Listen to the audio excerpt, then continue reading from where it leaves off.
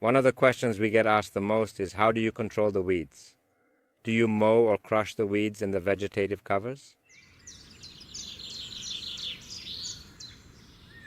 We are now in an olive grove. It's summer, and here we had a fairly lush, quite large vegetative cover, and a few months ago, around late spring, more or less between April and May, they used what is known as the roller crop. The roller crop is a tool that crushes the vegetative cover, and we use it when the plants are already stalked, meaning when the stems of the plants that form the cover are already hardened. Then this tool, the roller crop, crushes the plants, leaving them green but flattened, and slowly they start to dry out. What we want is to reach the summer with these plants still flattened by the roller crop. They are decomposing little by little, and what they have done is leave us this protection, this kind of blanket over the soil. This is essentially called mulching, so the soil is actually effectively protected under these plants. And if it rains, these plants protect the soil and prevent water droplets from impacting directly on the soil, and thus preventing erosion. Furthermore, down here, it hasn't rained for days. There's no moisture anymore, but there is microbiology, and there is quite a bit of organic matter decomposing. Here, we are creating good soil.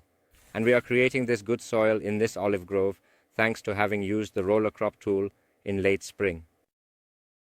If we were to use it earlier, at the beginning of spring, we would crush the plants before they bloom, and we want these plants to bloom because they attract insects that help us combat pests and diseases in the olive grove. Therefore, if earlier, in early spring, we have very tall plants, very tall covers, at that moment we clear them because the covers will regrow, and by late spring, when many will likely have bloomed, we can use the roller crop to create this blanket, this mulching that protects the soils of our olive groves.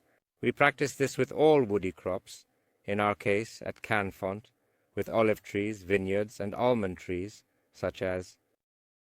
I recommend this practice either with a roller crop and a tractor for large plantations like this one, or in a more manual way, even if it means stepping on the plants with some wood. Because by doing this, we are also imitating what animals do when they graze. And what we do with regenerative agriculture is always observe nature and imitate it.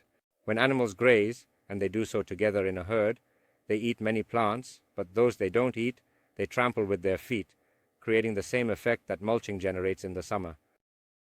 Even with such hot summers as this year's, when we have such high temperatures, this mulching makes the soil underneath more or less, at the peak of the day, 10 degrees cooler compared to the soil that does not have this protection, such as, for example, the soil of the paths.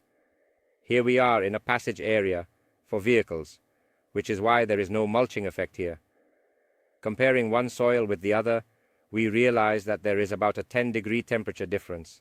If the soil is less hot at the peak of the day, the microbiology thrives better, moisture is retained more if it rains, and even the roots of the plants, in this case of the olive trees, which have very shallow roots, also find themselves in a more comfortable range of temperatures. Therefore, to manage and work with vegetative covers, the use of the roller crop in late spring is highly recommended, such as for better soil management and weed control.